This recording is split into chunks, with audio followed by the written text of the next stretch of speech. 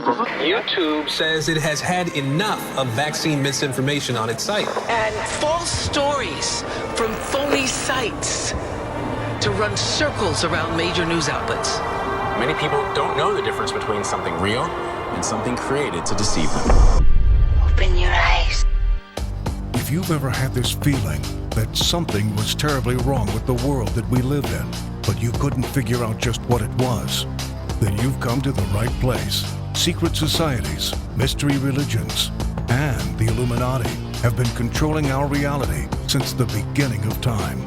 But not anymore, because there is an awakening happening, and you are about to become a part of it. Wake up, because this is a call for an uprising. This is a call for an uprising. Welcome to today's show. I've been up a couple of nights just thinking about how we've gotten ourselves in this predicament that we're actually in. And there's really nobody to blame but ourselves for allowing this technology into our lives, into our homes. And of course, they've done this through deceitful measures. They've convinced us that we were purchasing products that were beneficial to our lives. And this has all just been one big duping that we've all fallen for, hook, line, and sinker. Now, you might say, I haven't fallen for anything hook, line, and sinker. But of course, if you're listening to this video, you're either on a computer, a tablet, or a phone. And if you own one of those devices, just like I do, we all could just raise our hands and admit that we've been duped. And now the hardest part seems to be going backwards and getting off of this technology. And that's really what I'm trying to prepare myself for, is trying to go backwards and trying to devolve from all of this technology that has become a part of our everyday lives. Now, there's some benefits, of course, of technology, like all of us being able to interact with one another. There's benefits as far as research is concerned. There's a lot of things that none of us may have ever learned without the internet. We may never have heard anything about Freemasonry or always wondered what those lodges were in our towns. And because of the internet, we've been able to go down the rabbit hole, so to speak. And it's really helped in our awakening. But unfortunately, it's the same thing that's going to fully enslave us in the future. So I wanted to do a video because I mentioned DARPA quite often in my videos I have over the years. And for anybody who's new to all of this stuff, let me explain what I'm getting at with how we've been duped. Because this whole illusion here in America that these corporations, that these stories that follow guys like Elon Musk around or Mark Zuckerberg around, these are all works of fiction. DARPA, which stands for the Defense Advanced Research Projects Agency, is an agency of the U.S. Department of Defense, which is responsible for the development of emerging technologies for use by the military.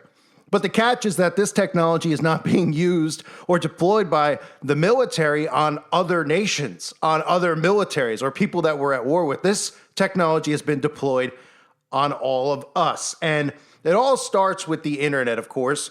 They want you to believe that the internet was something that happened organically. If you actually research where the internet started, they'll give you a nice fake explanation saying Vinton Cerf and Robert Kahn are widely recognized for developing the foundational protocols that enable the internet to function. I've talked in the past about how the World Wide Web, WWW, was actually created at CERN, but the internet itself was a weapon created by DARPA. And the whole purpose of this was so that the government could use it as a tool to monitor and track all the things that we were doing online, things we were looking up, things we were talking about with people, whether it was the initiation period where we first had the internet when we had dial-up and broadband, we had AOL, we used to go on there and people would go into chat rooms and talk to people maybe that they went to school with. And since then, it's obviously evolved to the point now where people are constantly in contact with one another. But all of these companies, from Facebook to Instagram to all of these popular websites online, these were all creations of DARPA. And of course, it's the illusion that these companies were started as startups, that some people came up with these great ideas like Mark Zuckerberg, and they developed Facebook out of thin air. And then it became this popular website that everybody used and everybody uploaded their thoughts and their photos and their locations to. That's not how this works at all. And it's not how any of this actually went down. These are shell companies because the government wanted all of us to be under full surveillance. They wanted all of us to partake in the internet, to sign up for websites like Facebook. And if they didn't market it the way they marketed it, then nobody would have signed up. If they told you from the get-go, hey, here's a website created by the Defense Advanced Research Projects Agency, which is known for emerging technologies used by our military. Well, most people would say, well, why would I want that in my home? Are they listening to me on these devices? Are they monitoring me on these? So what they did, and they continue to do, is create these shell companies. Amazon, Tesla, Neuralink, SpaceX, Facebook. These are all, again, creations of DARPA. Now, we look at Mark Zuckerberg. Let's start there.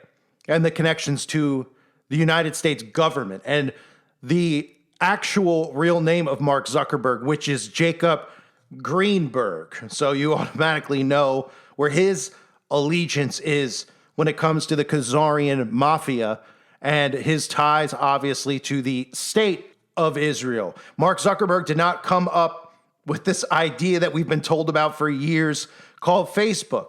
DARPA had already written and created a program called LifeLog, and the Pentagon pulled the plug on LifeLog on February 4th, 2004. And you know what day Facebook actually was launched? February 4th, 2004. Because they knew that they couldn't launch this as LifeLog with any connections or tie-ins to the Pentagon or to the federal government, because people would not willingly participate or sign up for a website like that. So they created this illusion that this guy from Harvard came up with this idea, and then he stole the idea from some other guys at Harvard University, and they made this big backstory, as they always do, that is nothing more than make-believe. Then we go from there and we look at guys like Elon Musk, right? His grandfather, as I've mentioned many times, Joshua Haldeman, the prominent figure in the technocracy movement. All of the technology that you see Elon Musk peddling, from electric vehicles to SpaceX to the Neuralink. These are all creations, transhumanist creations, brought to you by DARPA. He's nothing more, and none of these guys are anything more than actual frontmen for these DARPA black projects that masquerade as businesses and startup corporations or startup companies. And of course, we know, again, some of the things that I've covered over the last couple of years in regards to everything we see with Greenland and Canada, this whole merging of the U.S. into the North American Union. This is something that goes back to the Club of Rome, but was also a large part of technocracy. From there, we can look at Amazon, because a lot of people don't know that Amazon has a direct connection with DARPA. We have guys like Rusty Thomas, who leads government solutions at Amazon, who previously led DARPA's Project Blackjack and Pit Boss teams. We have other employees and connections directly between Amazon and DARPA, but most notably, the inventor of DARPA, Lawrence Geis, one of the founding fathers of DARPA. Do you know who his grandson is? His grandson goes by the name of Jeff Bezos. So the co-founder of DARPA, who was also involved with the Atomic Energy Commission when 300 pounds of weapons-grade uranium conveniently went missing. And DARPA previously was known as ARPA, A-R-P-A, and one of the four original founders was, in fact, Jeff Bezos' grandfather. And now what is Jeff Bezos most known for? Well, getting all of us to stop shopping at stores, to purchase all the things that we purchase via Amazon. It started off with purchasing books online, and it's evolved to the point where you could pretty much get any medication you want through Amazon, any type of clothing that you want through Amazon, any type of food that you want through Amazon. And that played a huge factor in everything that they had planned during the plandemic, when they were telling people that there was a virus that originated from a Wuhan lab in China, and everybody just suddenly got so comfortable using the internet to make all of their purchases on Jeff Bezos' website specifically, because they could get those purchases delivered the same exact day as they actually made those purchases, right? And Zero Hedge had an article that they wrote back in May of 2024 where they even go into detail about the FBI file on Jeff Bezos' grandfather, the DARPA co-founder, had been destroyed by the FBI, because these are things they don't want you to know about. They don't want you to know that all this technology that's being unleashed is all DARPA technology, and it is way more advanced than we could possibly imagine. Now DARPA has their N3, which is non-surgical brain interfaces, right? And what do we know that they're working on out in the public right now? Well, they're trying to get people on board with the Neuralink. We have Sam Altman, who is buddied up with Donald Trump, just like Elon Musk was, who is starting and investing in a new startup that has their own version of the Neuralink because he pretends to be a rival of Elon Musk. And this was something I've talked about many times. You get Bezos and Gates with their own Neuralink, which will be marketed towards Democrats or other people. And they'll just tell you, look, all these companies have come out with this new cool technology. Which one do you want to buy it from?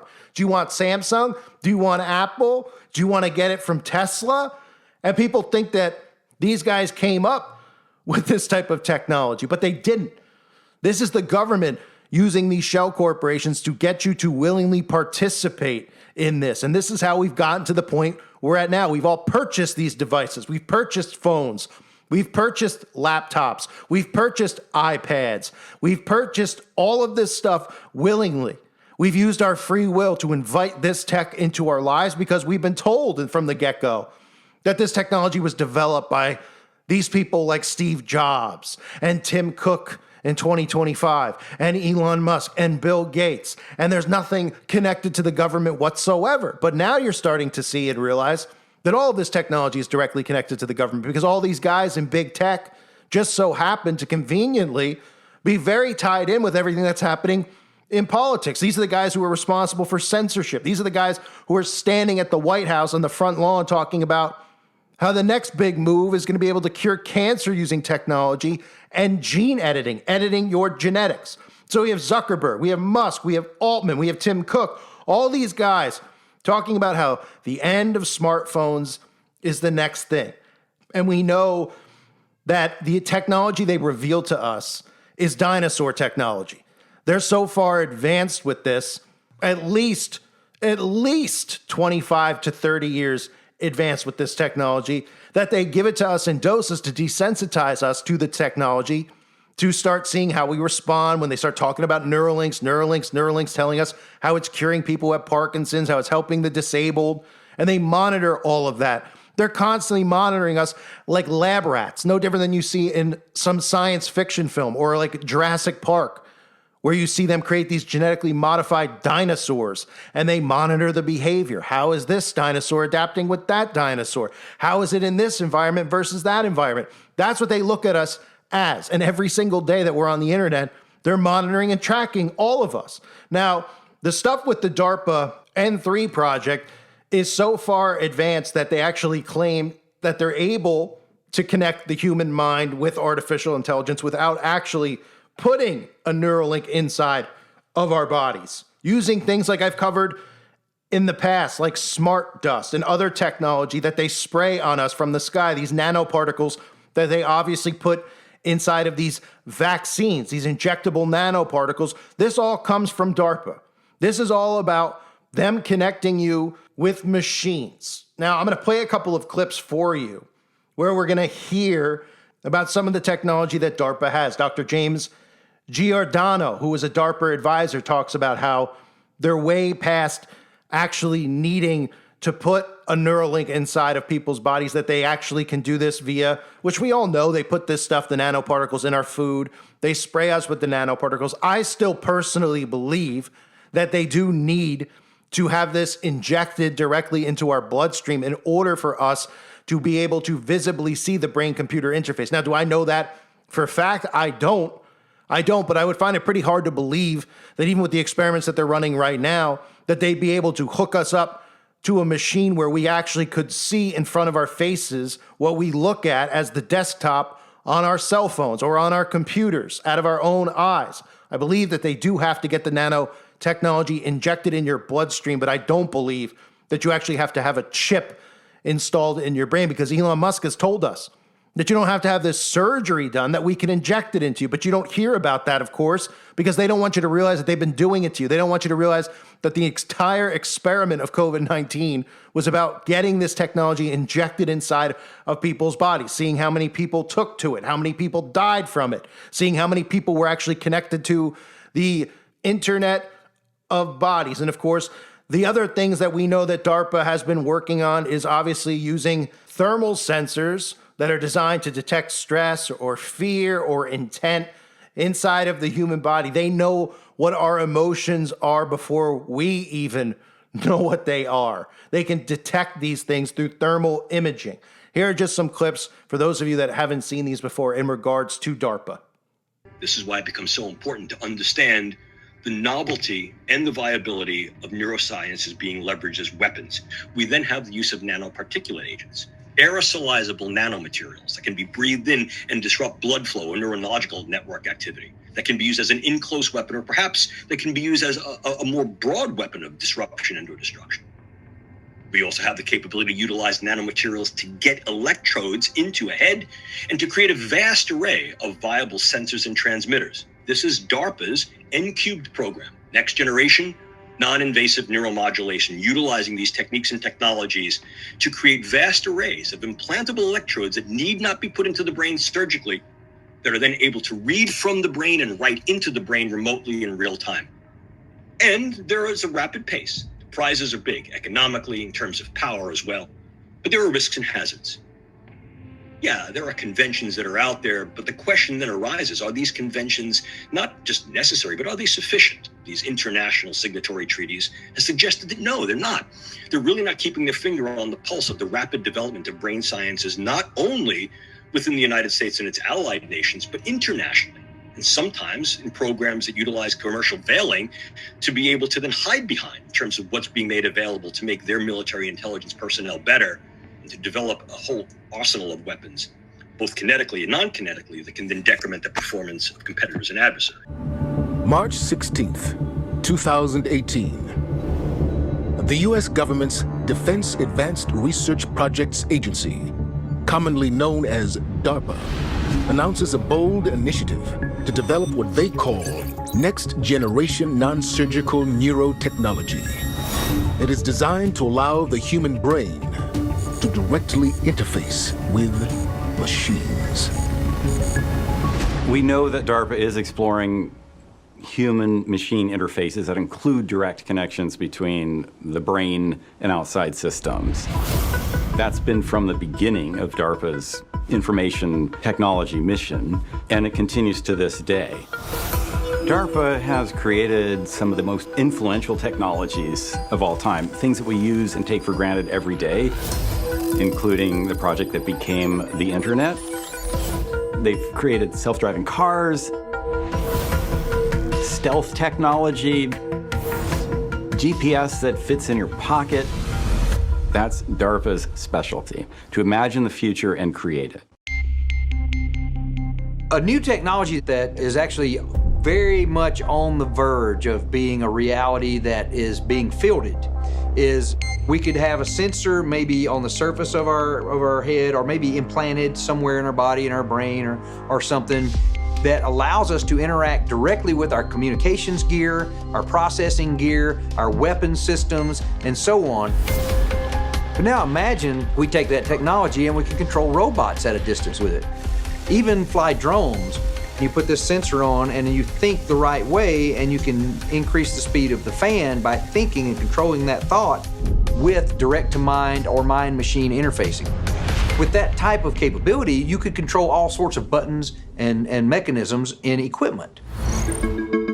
Mind-machine interfaces will have many applications in both civilian and military life. But there are those who believe that this same technology could also be used by DARPA as a new form of mind control.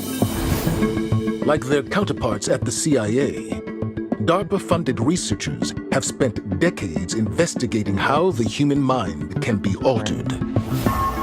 In 1965, DARPA launched Project Pandora, which studied the possibility of using microwave radiation to control human behavior.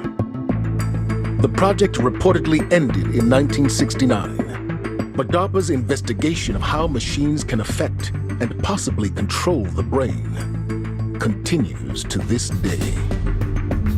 There are explicit programs of DARPA to read and write to human brains, whether it's through direct implants within the brain or wearing some kind of cap.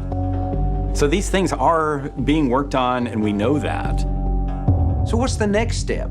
Maybe the next step is we can send instructions and information to an actual person from a distance with this kind of technology to let another person control their actions.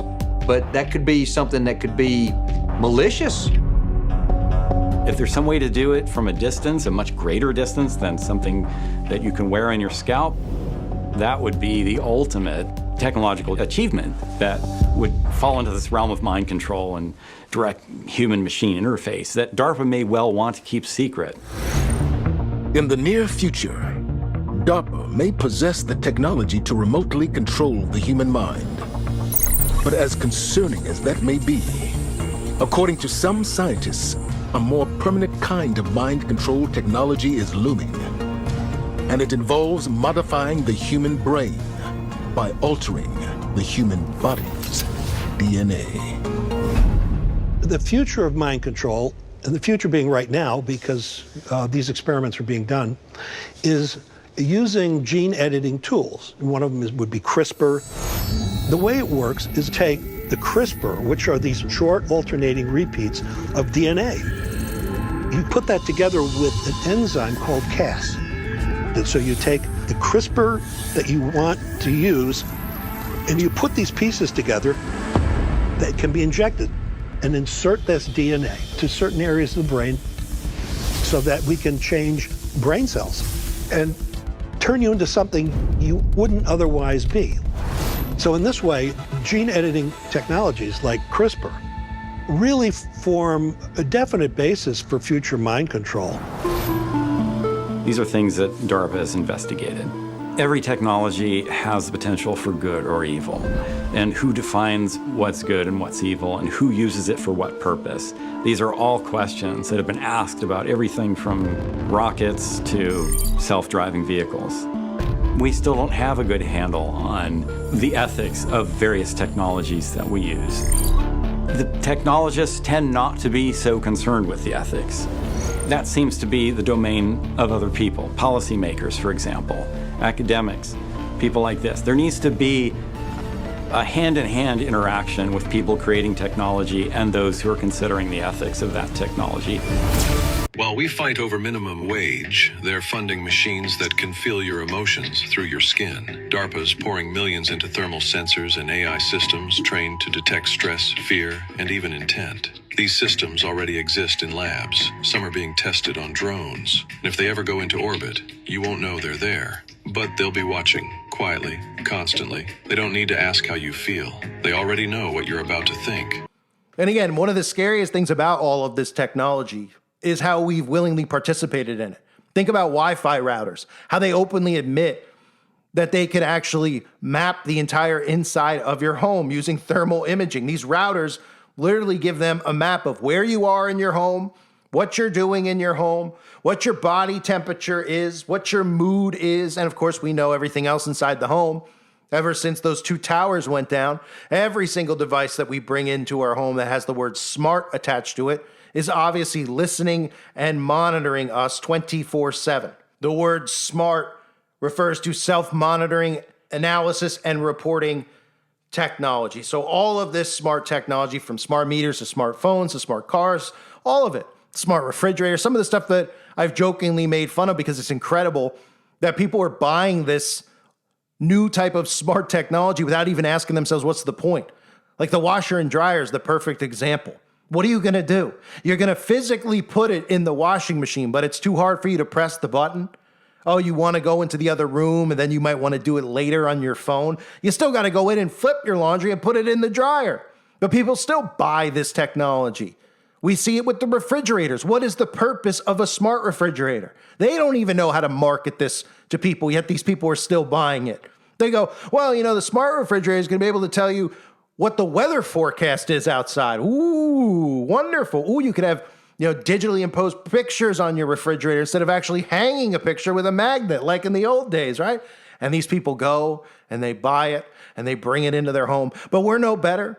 We're no different just because we don't have those specific devices. At least I don't. We still allow this technology in our lives every single day. And that's really what I've been so torn with. I feel duped that from the get-go, when this technology was released, that I wasn't smart enough to figure out what it actually was. There was a lot of people who obviously weren't smart enough to figure out what this technology was. But those of us who still know what it is, we still allow it in our day-to-day lives. Even if you put, Faraday bags and all these Faraday cages to block the frequencies from these devices, they're constantly around us and they're constantly listening to us. And now there's really no escape because we've built our own prison.